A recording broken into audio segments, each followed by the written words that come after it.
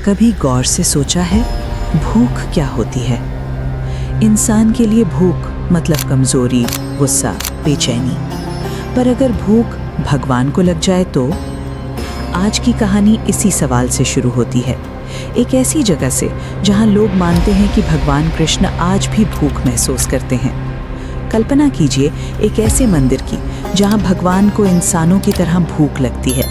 एक ऐसा मंदिर जहां अगर भूख लगाने में 5 मिनट की भी देरी हो जाए तो भगवान का शरीर दुबला होने लगता है। भारत के केरल राज्य के कोट्टायम में स्थित थिरुवरुपु श्री कृष्ण मंदिर दुनिया का इकलौता ऐसा स्थान है जहां परंपराएं विज्ञान को चुनौती देती हैं।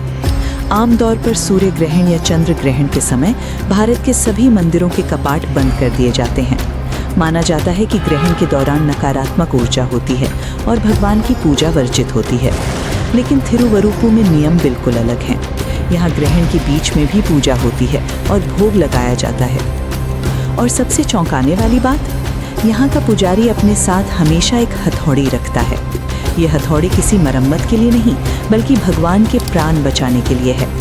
आज डिकोडिंग वेदा की इस स्पेशल डॉक्यूमेंट्री में हम इसी मंदिर के रहस्यों की परतें खोलेंगे। ये कहानी शुरू होती है सदियों पहले की एक घटना से।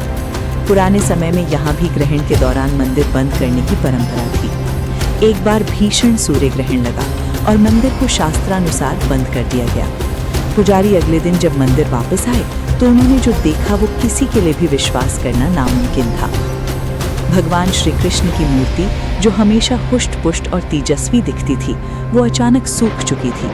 मूर्ति का पेट अंदर धंस गया था और उसकी हड्डियां पत्थर पर साफ उभर कर दिखने लगी थीं। पुजारी डर गए। उन्हें लगा कि शायद उनसे कोई बड़ी गलती हुई है। उसी समय वहां से गुजर रहे महान दार्शनिक और संत आदि शंकराचार्य मंदिर पहुंचे। उन्होंने जब उस मूर्ति की दशा देखी तो वे तुरंत ध्यान में बैठ गए। ध्यान से जागने के बाद उन्होंने एक ऐसी बात कही जिसने मंदिर के नियमों को हमेशा के लिए बदल दिया। शंकराचार्य ने कहा, ये कोई सामान्य मूर्ति नहीं है, ये साक्षात कंस वध के बाद के श्री कृष्ण हैं।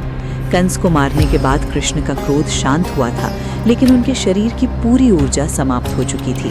वे अत्यंत भूखे थे। आपने उन्हें ग्रहण के बहाने भूखा रखकर उनके कष्ट को बढ़ा दिया है। उसी दिन से ये तय हुआ कि तिरुवरुपु में कभी भी किसी भी परिस्थिति में श्री कृष्ण को भूखा नहीं रखा जाएगा। चाहे प्रलय ही क्यों ना आ जाए, यहाँ भोग समय पर चढ़ाया जाएगा। यहाँ की दिनचर्या किसी भी अन्य मंदिर से बिल्कुल अलग है। जब दुनिया गहरी नींद में होती है यानी रात के 2 बजे, तब यहाँ के पुजारी मंदिर के द्वार खोलते हैं। ठीक 3 बजे भगवान को ऊषा पायसम यानी चावल और गुड़ की खीर का भोग लगाया जाता है। मंदिर के पुजारियों को सख्त हिदायत है कि ताला खोलते समय अगर चाबी में कोई भी खराबी आए या ताला अटक जाए तो वे चाबी ठीक करने में समय बर्बाद न करें। वे तुरंत हथौड़ी से ताला तोड़ दें और अंदर जाकर भगवान को भोजन कराएं। मंदिर के पुराने रिकॉर्ड्स बताते हैं कि कई बार ऐसी स्थिति आई है जब ताले नहीं खुले और पुजारियों ने बिना सोचे समझे ताले तोड़ दिए। भक्तों का मानना है कि यदि भोग की थाली आने में देरी होती है तो मूर्ति की चमक फीकी पड़ने लगती है और वो पतली होने लगती है। लेकिन ये मूर्ति आई कहाँ से? इसकी कहानी हमें 5000 साल पीछे महाभारत के युद्ध के बाद ले जाती है। पांडव जब अपना राजपाट त्याग कर वनवास की ओर जा रहे थे तो वे विचलित थे। तब भगवान ने उन्हें ये अपनी मूर्ति भेंट की थी। 14 सालों पर पांडवों ने इस मूर्ति की सेवा की। बाद में उन्होंने ये मूर्ति केरल के मछुआरों को सौंप दी। मछुआरों के गांव में जब प्राकृतिक आपदाएं बढ़ने लगी तो एक ज्योतिषी की सलाह पर उन्होंने मूर्ति को समुद्र में विसर्जित कर दिया। कई सदियों बाद संत विल्वमंगलम स्वामी ने इसे समुद्र की गहराई से निकाला और तिरुवरुपु गांव में इसकी स्थापना की। अब एक तर्कवादी व्यक्ति कहेगा कि पत्थर कैसे पतला हो सकता है? विज्ञान कहता है कि ये मूर्ति कृष्ण शिला या ब्लैक एंटीमनी से बनी हो सकती है, जिसमें नमी के कारण बदलाव आ सकते हैं। लेकिन विज्ञान ये नहीं समझा पाता कि ये प्रक्रिया सिर्फ भोजन के समय के साथ ही क्यों जुड़ी है और सिर्फ इसी मंदिर में क्यों?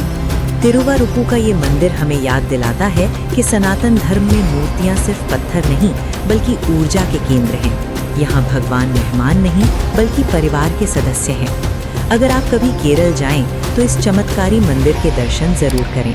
आपको क्या लगता है, क्या ये वाकई कोई चमत्कार है? अपने विचार कमेंट्स में ज़रूर लिखें।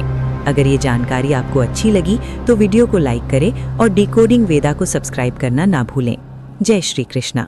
राधे राधे।